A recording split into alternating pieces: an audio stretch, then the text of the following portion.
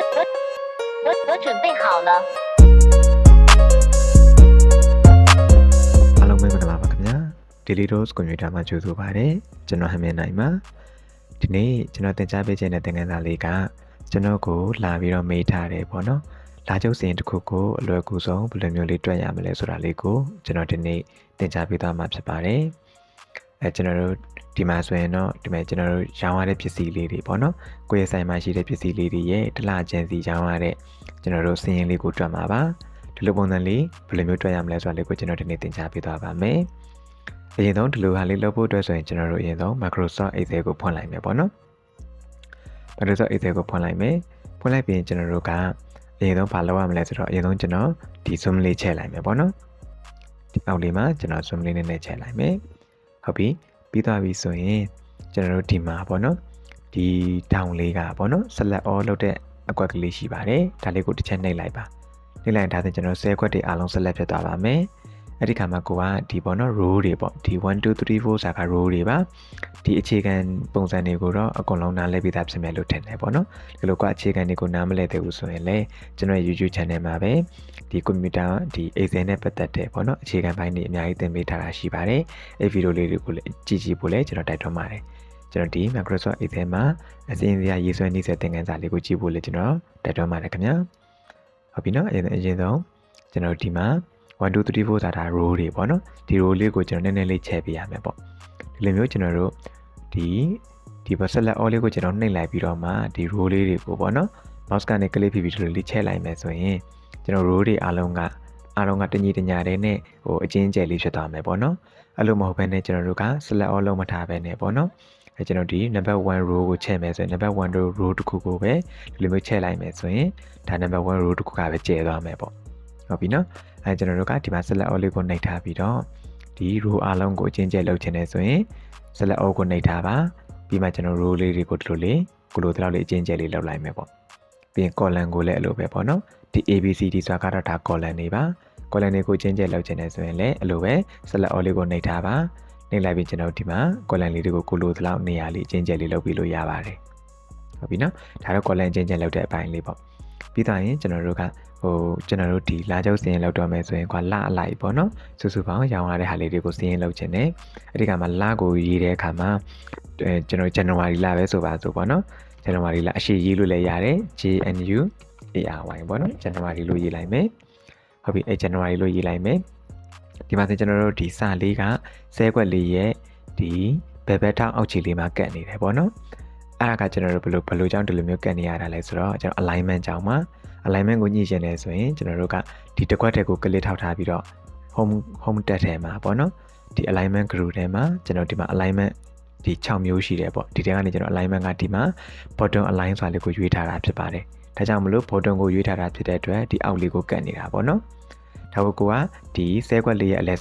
ဲကောင်စင်တာလေးမှာရောက်ချင်တယ်ဆိုရင်တော့ဒီမှာကျွန်တော်တို့စင်တာဆိုတာလေးရှိတယ်ပေါ့နော် middle align လေးရှိမယ်ပြီးတော့ဒီအောက်မှာစင်တာဆိုတာလေးရှိပါမယ်ဒါလေးကိုရွေးပေးရမှာဖြစ်ပါတယ်။အောက်ကဒီ10ခွက်တွေအားလုံးကိုစင်တာထားခြင်းနဲ့ဆိုရင်ခုနကကျွန်တော်တို့ပြောသလိုဒီ select all လေးကိုနှိပ်ပေးပါ။နှိပ်ပေးပြီးပြီဆိုမှကျွန်တော်တို့ home tab ထဲမှာ alignment group လေးထဲမှာကျွန်တော်ဒီမှာ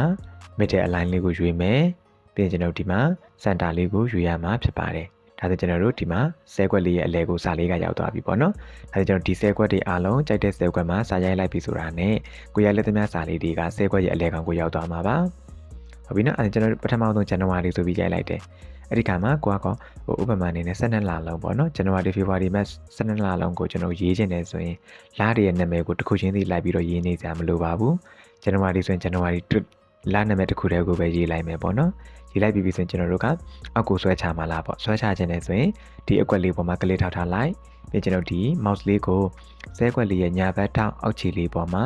mouse လေးကိုတင်လိုက်တဲ့အခါမှာကျွန်တော်တို့ရဲ့ဒီ mouse pointer လေးကအပေါင်းလက္ခဏာအမဲရောင်လေးပေါ်လာလိမ့်မယ်ပေါ့နော်အဲ့ဒီခါမှာကျွန်တော်တို့က mouse ကနေပြီးတော့ click ဖိပြီးတော့ကိုလိုတလောင်းလကိုဆွဲချလို့ရတယ်ပေါ့ဥပမာကိုက July ဒီဆိုရင်9လပေါ့နော်ဆွဲချလိုက်မယ်ဒါဆိုကျွန်တော်ဒီမှာ January February March April May June July ဆိုပြီးတော့လ9လကိုရမယ်ပေါ့ဒါကအောက်ကိုဆွဲချခြင်းပြောတာပေါ့နော်ဒါမှမဟုတ်ဘေးတိုက်ကိုဆွဲချခြင်းနဲ့ဆိုရင်လည်းရတယ်ဘေးတိုက်ကလနာမည်တွေရေးခြင်းနဲ့ဆိုရင်လည်း January ဆိုပြီးတစ်ခါရေးလိုက်မယ်ဘ ပြီးရင် mouse လေးနဲ့ဒီလိုမျိုးညာဘက်ထောက်အောက်ခြေလေးပေါ်မှာ mouse pointer လေးကိုတင်လိုက်မယ်ဆိုရင်ကျွန်တော်တို့ mouse pointer လေးကဒီလိုအပေါင်းလက္ခဏာအမဲရောင်လေးပေါ်လာလိမ့်မယ်အဲ့ဒီခါမှာ mouse ကနေ click ဖိပြီးတော့ညာဘက် channel လေးကိုကိုလိုသလောက်လာပေါ့နော်ကွာဘယ်နှလားလိုချင်တာလဲ9လားဆိုရင်9လားပေါ့ဒီလိုလေး mouse ကနေ click ဖိပြီးတော့ဆွဲသွားလိုက်မယ်ပြီးရင်လွတ်လိုက်မယ်ဆိုရင်ဒါဆိုရင်ကျွန်တော်တို့ January February March April May ဆိုပြီးတော့လနာမည်တွေကိုရရှိမှာဖြစ်ပါတယ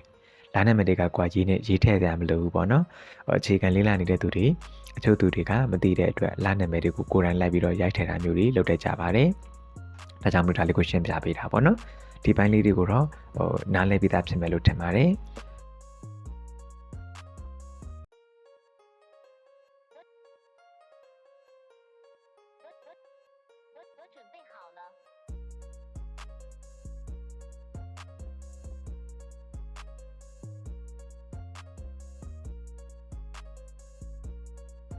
ဟုတ်ပြီအဲ့ဒါကျွန်တော်တို့စီးရင်လေးကိုတွားလိုက်မယ်နော်ဒါကျွန်တော်ဥပမာအနေနဲ့လောက်ထားတဲ့ပုံစံလေးပ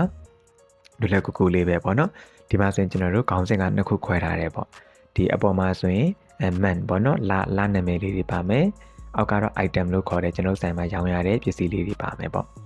အဲ့ဒီကမှခုနကကျွန်တော်ပြောသလိုပဲဒီမှာဆိုရင် January ကိုအတူကောက်ရေးထားတာပေါ့နော်အရှိရေးလို့လည်းရတယ်အတူကောက်ရေးလို့လည်းရတယ်ပေါ့အတူကောက်ရေးရင်လည်း JN ဆိုပြီးတော့အတူကောက်ရေးလိုက်ပြီးပြီကျွန်တော်ဒီမှာ mouse ကနေပြီးတော့ click ဖိပြီးတော့ပေါ့နော်အခုနကလိုမျိုးဒီလိုလေးဆွဲသွားလိုက်မယ်ဆိုရင်ကျွန်တော်ဒီမှာ line နာမည်တွေအတူကောက်တွေအားလုံးကိုကိုရိုက်ထည့်စရာမလိုဘူးရရှိမှာဖြစ်ပါတယ်ဟုတ်ပြီနော်ပြီးရင်တော့ကျွန်တော်ဒီအောက်မှာတော့ item ဆိုတဲ့အကွက်အောက်မှာကျတော့ကျွန်တော်တို့ကပစ္စည်းအမျိုးအစားလေးတွေထည့်လိုက်တယ်ပေါ့နော်ပြီးရင်တော့ဒါကျွန်တော်တို့ဒီသူ့ရဲ့ဈေးနှုန်းလေးတွေပေါ့ဇန်နဝါရီလမှာစင်ဘလောက်ပေါ့အဲ့ပုံစံလေးကျွန်တော်ရေးထားတာဖြစ်ပါတယ်ဟုတ်ပြီဒါဆိုကျွန်တော်တို့စင်ရင်လေးတွက်ကြည့်အောင်ပေါ့နော်လာချုပ်စင်လေးတွက်ကြည့်မယ်စင်တွက်တော့မယ်ဆိုရင်ကျွန်တော်အရင်ဆုံးဗာလဲဆို total ပေါ့နော် total အဲဒါဇန်နဝါရီလကနေပြီးတော့ဒီမှာမေလအထိရောင်းရသမျှ total ကိုကျွန်တော်ဒီမှာတွက်ချင်တာပေါ့နော်တွက်ချင်တယ်ဆိုရင်လည်းလွယ်လွယ်လေးပါကျွန်တော်တို့ကဒီကိုအဖြစ်လိုချင်တဲ့အကွက်လေးမှာကလေးထောက်ထားလိုက်မယ်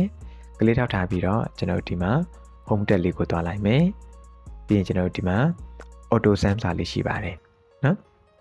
်ဒီ auto sum ရဲ့ဒီဘက်ဘေးရများလေးကိုနှိပ်လိုက်မယ်ဒီများလေးကိုနှိပ်လိုက်တဲ့အခါမှာကျွန်တော်ဒီမှာ sum စွာလေးပါမယ်ပေါ့နော်အဲ့ sum လေးကိုတစ်ချက်နှိပ်လိုက်ပါနှိပ်လိုက်ပြီးသူကဒီမှာညီမျှခြင်း sum ဆိုပြီးတော့ formula လေးဝင်သွားတယ်ပေါ့နော်အဲ့ဒီခါမှာကျွန်တော်ဒီမှာဆိုရင် B2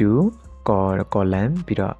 F2 ပေါ့နော်ဒါလေးကဘာကိုပြောတာလဲဆိုတော့ဒီ B2 ဆိုတဲ့ cell ခွက်ကနေပြီးတော့ဒီအဆုံးကရှိတယ်ပေါ့နော် F2 ဆိုတဲ့ cell ခွက်တွေကိုသူကပေါင်းပေးမယ်လို့ဆိုလိုတာဖြစ်ပါတယ်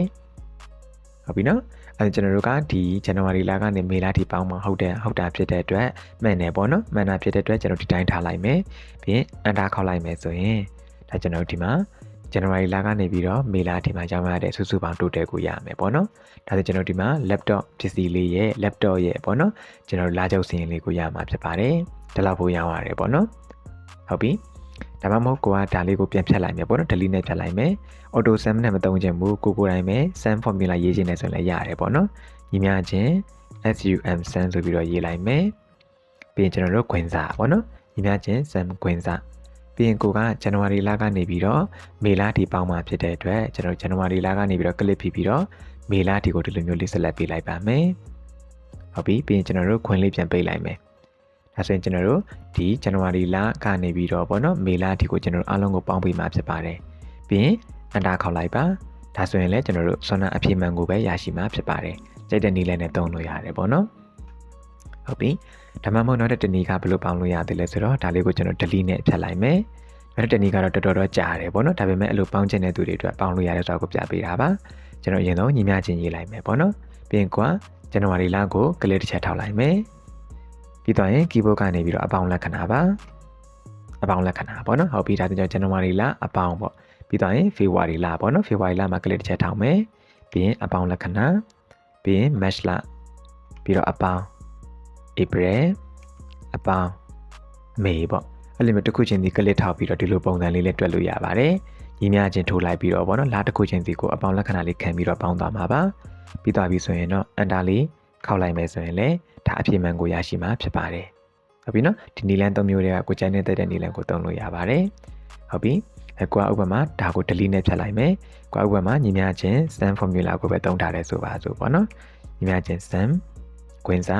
ဒီကနေဒီကိုဆက်လက်ပေးလိုက်မယ်ကလစ်ဖိပြီးတော့ဆက်လက်ပေးလိုက်ပါတယ်ပြီးရင်ခွင်ပိတ်မယ်ပြီးရင် enter လေးခောက်လိုက်မယ်ဆိုရင်ရပြီပေါ့နော် ကျွန်တော်ဒီမှာ laptop အတွက်ကျွန်တော်တို့စည်ရင်းအချုပ်ကိုရသွားပြီဆိုရင်ဒီအောက်ကရှိနေတဲ့ပစ္စည်းတွေအားလုံးအတွက်ကိုတွက်ချင်တယ်ဆိုရင်တော့ကျွန်တော်တို့လိုက်ပြီးတော့တွက်စရာမလိုတော့ဘူးပေါ့နော်ဒီအဖြေရပြီးသားဒီဆဲကွက်လေးပေါ်မှာကလစ်ထောက်ထားပြီးတော့ mouse လေးကိုဒီဆဲကွက်လေးရဲ့ညာဘက်အောက်ခြေထောင်လေးမှာရွှေ့လိုက်မယ်ရွှေ့လိုက်ပြီးရင်ကျွန်တော်ဒီမှာ mouse ကနေကလစ်ဖိပြီးတော့ကိုလိုတလောက်လေးလို့လေးဆွဲချလိုက်မယ်ဆိုရင်ဒါဆိုကျွန်တော်တို့ဒီပေါ့နော် laptop ကနေပြီးတော့ဒီအောက်ဆုံးဒီ state ဒီပေါ့နော်ပစ္စည်းအလုံးရဲ့ကျွန်တော်တို့စုစုပေါင်း total ကိုရရှိမယ်ပေါ့နော်ဇန်နဝါရီလကနေပြီးတော့မေလဒီကြောင်းရသမျှကိုရရှိမှာဖြစ်ပါတယ်ဟုတ်ပြီပြီးတော့ကျွန်တော်ဒီအောက်ဆုံးအကွက်လေးမှာကြတော့ကျွန်တော်ဒီ total စုစုပေါင်းရဲ့အလုံးပေါင်းအချုပ်ကိုကျွန်တော်လိုချင်တယ်ပေါ့ဟုတ်ပြီနော်အဲ့ဒီခါမှာလည်းလွယ်လွယ်လေးပါပဲကျွန်တော်အဖြေလိုချင်တဲ့ဒီအကွက်ကြီးပေါ်မှာကလစ်ထောက်ထားလိုက်မယ်ပြီးရင်ကျွန်တော်ဒီမှာ home tab ကိုသွားမယ်ပြီးကျွန်တော်ဒီမှာ auto sum ကိုသွားလိုက်မယ် auto sum ရဲ့ဘေးကအများလေးကိုနှိပ်လိုက်ပြီးတော့ဒီမှာ sum ပေါ့နော် sum လေးကိုနှိပ်လိုက်မယ်ဒါဆိုရင်သူကကျွန်တော်တို့ဒီမှာညီမချင်း sum formula လေးဝင်သွားပြီးတော့ဒီအစကနေပြီးတော့ဒီအဆုံးထိကိုကျွန်တော်တို့ပေါင်းပေးမယ်ပေါ့နော်ဟုတ်ပြီကိုအစဆုံးပေါင်းမှာဖြစ်တဲ့အတွက် enter လေးခောက်ပေးလိုက်ပါဒါဆိုရင်ကျွန်တော်ဒီမှာစုစုပေါင်းအဖြေကိုရရှိမှာဖြစ်ပါတယ်ဒါကတော့ကျွန်တော်တို့ဒီပစ္စည်းအမျိုးအစားအလုံးပေါ့နော်ဒီ laptop ကနေပြီးတော့ကျွန်တော်တို့တွေဒီ state ထိရောင်းရသမျှပစ္စည်းအလုံးရဲ့စုစုပေါင်း total အစင်းချုပ်ကိုရရှိမှာဖြစ်ပါတယ်ဟုတ်ပြီအားလေးကိုကဒါလေးရသွားပြီဆိုရင်ဗာလေးရှိအောင်မလဲဆိုတော့ဒီအောက်မှာပေါ့နော်ဒီမှာ min ဆိုတာကဒါ minimum ကိုပြောတာပါ minimum ဆိုအနည်းဆုံးပေါ့နော် maximum ဆိုတာကအများဆုံးပါ average ဆိုတာကတော့ပြန်များရှာတာပေါ့နော်ဥပမာဒီမှာ minimum မှာကျတော့laptop ပေါ့နော် laptop တို့ mouse တို့ပစ္စည်းလေးတွေရှိမယ်အဲ့ဒါကိုကျွန်တော်တို့ကဒီမှာ January လအတွင်းမှာပဲပစ္စည်းအမျိုးအစားကိုတော့ကျွန်တော်တို့ပေါ့နော်အနည်းဆုံးရောင်းခဲ့ရတယ်ပေါ့နော် minimum အနေနဲ့အနည်းဆုံးရောင်းခဲ့ရတဲ့ဆိုတာကိုသိချင်တယ်အနည်းဆုံးဈေးနှုန်းကိုသိချင်တယ်ဆိုရင်ကျွန်တော်တို့ဒီမှာအနည်းဆုံးပမာဏကိုရှာလို့ရတယ်ပေါ့နော်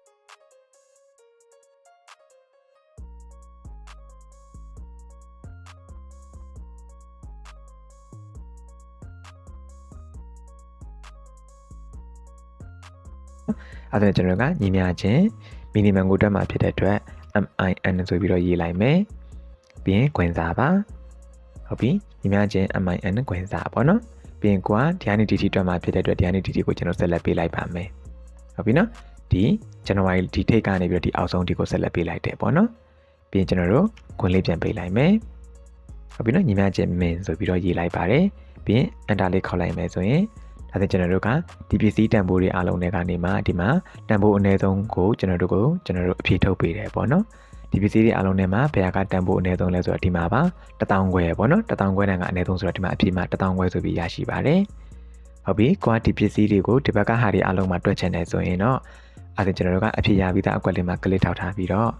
mouse ကနေကလစ်ဖိပြီးတော့ပေါ့နော်ဒီလိုလေးဗီဒီယိုဆွဲသွားလိုက်မယ်ဆိုရင်အဖြေအားလုံးကိုရပါမယ်ဟုတ်ပြီပြီးရင်ကျွန်တော်ဒီမှာ maximum ပေါ့နော် maximum မှာတွက်ချင်တယ်ဆိုရင်အလိုပါပဲသူကတော့အများဆုံးပမာဏကိုရွေးထုတ်ပေးတာပေါ့ညီမချင်း max ပေါ့နော်ပြီးရင်ကျွန်တော်တို့ခွင်စားပါခွင်စားပြီးရင်ကျွန်တော်ဒီထိပ်ဆုံးကနေပြီးတော့ဒီအောက်ဆုံးဒီကိုကျွန်တော်ဒီလိုလေးဆက်လက်ပေးလိုက်ပါတယ်ပြီးရင်ခွင်လေးပြန်ပေးလိုက်မယ်ဟုတ်ပြီပြီးတော့ enter ခေါက်လိုက်မယ်ဆိုရင်ဒါဆိုရင်အများဆုံးကဘယ်လောက်လဲဆိုတော့တန်ဖိုးက9သိန်းပေါ့နော်ဒီပစ္စည်းအမျိုးအစားတွေအားလုံးတွေကမှတန်ဖိုးကြီးဆုံးကဘယ်လောက်လဲဆိုတော့9သိန်းပေါ့နော်အဲဒါကြောင့်သူကဒီမှာတန်ဖိုးကြီးဆုံး maximum အမြင့်ဆုံးကဏ္ဍဖြစ်တဲ့9သိန်းကိုရွေးထုတ်ပေးသွားတာဖြစ်ပါတယ်ဟုတ်ပြီဘေးကအကွက်တွေပါတွက်ချင်တယ်ဆိုရင် mouse ကနေပြီး click ပြီးတော့ဒီလိုလေးဗီဒီယိုဆွဲသွားလို့ရပါတယ်ဟုတ်ပြီပြီးတော့ကျွန်တော် average ရှာမယ်ပေါ့နော် average ရှာမယ်ဆိုရင်အလိုပဲကိုကညီမျှချင်း average function လေးသုံးလို့ရပါတယ် ave ig average ညီမျှချင်း average ခွင်စားပေါ့နော်ပြီးရင်ဒီ laptop ပေါ့နော်ဒီထိပ်ဆုံးကနေပြီးတော့ဒီ state ထိပေါ့နော်ဒီပစ္စည်းတွေကနေမှ average ပြန်များရောင်းရတာကိုရှာချင်တယ်ဆိုရင်ကျွန်တော်တို့ဒီဆက်လက်ပေးလိုက်တယ်ပေါ့နော်ပြီးရင်ကျွန်တော်တို့ခွင်လေးပြန်ပေးလိုက်မယ်ပြီးတော့ရင် enter လေးခေါက်လိုက်မယ်ဆိုရင်ဒါဆိုရင်ကျွန်တော်တို့ average ပြန်များကိုရရှိမှာဖြစ်ပါတယ်ပြီးတော့ရင်ဒီဘက်ကအကွက်လေးတွေကိုတွက်ချင်တယ်ဆိုရင်လည်း mouse ကနေ click ပြီးတော့ဒီလိုလေးဗီဒီယိုဆွဲသွားလို့ရပါတယ်ဟုတ်ပြီနော်ဒါလည်းကျွန်တော်တို့ပြန်များရှာတာပါဟုတ်ပြီဒါဆိုကျွန်တော်တို့ကဒီမှာပစ္စည်းအမျိုးအစားလေးတွေရယ်ပေါ့နော်လားလိုက်ရောင်းရတဲ့ဒီမှာ total စုစုပေါင်းကိုလည်းရရှိမယ်အဲ့ဒီရောင်းရသမျှလားတွေအားလုံးရဲ့စုစုပေါင်းဒီမှာအချုပ်စီရင်ကိုလည်းကျွန်တော်တို့ရရှိသွားမှာဖြစ်ပါတယ်ဟုတ်ပြီနော်ပြီးတော့ကျွန်တော်တို့ဒီထဲမှာနေမှာတန်ဖိုးကပေါ့နော် minimum အနေနဲ့တန်ဖိုးအနည်းဆုံးကဘယ်ပစ္စည်းလဲဆိုတာသိချင်တဲ့အခါမှာ minimum formula လေးနဲ့ကျွန်တော်တို့တွက်ထုတ်လို့ရပါတယ်ဟုတ်ပြီ maximum ကတော့ကျွန်တော်တို့ဘယ်ဟာကတန်ဖိုးအများဆုံးလဲဘယ်ဟာကိုအများဆုံးရောင်းရလဲဆိုတာကိုသိချင်တဲ့အခါမျိုးမှာဆိုရင် maximum formula လေးနဲ့တွက်ပြီးတော့ထုတ်လို့ရပါတယ် average fashion လေးကတော့ကျွန်တော်တို့ရောင်းရတဲ့ပစ္စည်းလေးတွေရဲ့ပြန်မြဘယ်လောက်ရောင်းရတယ်ပြန်မြတန်ဖိုးကိုသိချင်တယ်ဆိုရင်တော့ average fashion လေးကိုသုံးလို့ရတာဖြစ်ပါတယ်ပြီနော်ဒါဆိုရင်တော့ကျွန်တော်တို့ဒီမှာ Microsoft Excel မှာလာချုပ်စီရင်တွက်ချက်တဲ့ပုံစံလေးကိုအားလုံးနားလည်မယ်လို့မျှော်လင့်ပါတယ်ဒီသင်ခန်းစာလေးကမျိုးဆွေတို့အတွက်အကျိုးရှိမယ်လို့လည်းမျှော်လင့်ပါတယ်ခင်ဗျာသင်ခန်းစာလေးကမျိုးဆွေတို့အတွက်အကျိုးရှိတယ်ဆိုရင်သင်ခန်းစာလေးကို like လေးနဲ့ခဲ့ပေးပါ comment လေးမှာလည်း yes လို့ရေးခဲ့ပေးပါတကယ်လို့ဒီသင်ခန်းစာလေးမှာနားမလည်တာသိချင်တာလေးပါမယ်ဆိုရင် comment လေးမှာရေးခဲ့ပေးပါကျွန်တော်ပြန်ပြီးတော့ဖြေချပေးသွားပါမယ်ဒါဆိုရင်ကျွန်တော်တို့နောက်သင်ခန်းစာတွေမှာပြန်တွေ့ပါမယ်အားလုံးကိုကျေးဇူးတင်ပါတယ်ခင်ဗျာ